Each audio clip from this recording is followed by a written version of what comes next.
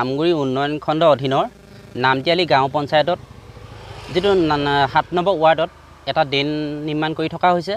ৰাইজৰ গাঁও সভা আৰু ওয়াৰ্ড সভাৰ অনুমতি সাপেক্ষে বিভিন্ন সময়ত মানে খেতিবাতি নষ্ট কৰাৰ কাৰণে স্থানীয় ৰাইজে আবেদন নিবেদন কৰাত চৰকাৰীভাৱে এটা ড্ৰেইন অনুমোদন হৈছিল, কিন্তু স্থানীয় অনুপল ভট্ট নামৰ নিৰ্মাণকাৰী ঠিকাদাৰ বুলিয়ে ক'ব লাগিব। তেওঁ কামটো হাতত কাম কৰিবলৈ লোৱাত তেওঁ ইমান নিম্নমানভাৱে বস্তুটো নিৰ্মাণ কৰিলে।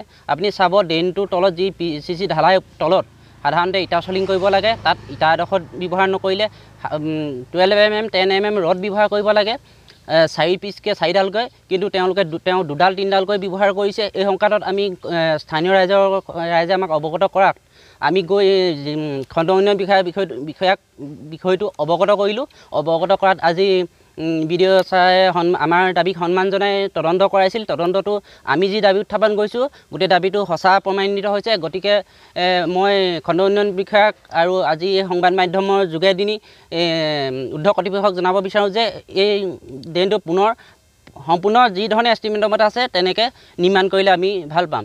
যদিহে নকৰে কিন্তু পৰৱৰ্তী সময়ত ইয়াৰ ওপৰত তীব্ৰ আন্দোলন কৰিবলৈ আমি বাধ্য হ'ম। ধন্যবাদ। মই ব্লকৰ এচিষ্টেণ্ট ইঞ্জিনিয়াৰ আমগুৰি ব্লকৰ। গতিকে এইটো কমপ্লেইন পালোঁ, কমপ্লেইন পাই পেলাই আহিছোঁ চাবলৈ। কামটো মেইন কথা হৈছে কি পোষ্টত ৰড 3ডাল আছে, 4ডাল হ'ব লাগিছিলে আৰু তলত ব্ৰিক চলিং হ'ব লাগিছিল, ব্ৰিক চলিংটো নাই। যিটো আমি কমপ্লেইন পাইছিলোঁ কমপ্লেইনটো সঁচা বুলি প্ৰমাণিত হ'ল। গতিকে তেখেতক এইখিনি ঠিক কৰিবলৈ কোৱা হৈছে। গতিকে সেইখিনি তেওঁ কেনেকৈ ঠিক কৰে এইটো এগ্ৰিকালচাৰ ইঞ্জিনিয়াৰৰ লগত কথা পাতিম।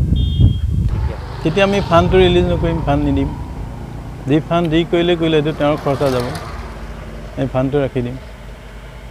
এষ্টিমেট মতে হ'বই লাগে, সেইটোতো একেবাৰে নিয়মেই। নে এষ্টিমেট নহ'লে কিয় দিছোঁ? এষ্টিমেট মতে কাম হ'ব লাগিব, সেইটোৱে আমি চাওঁ।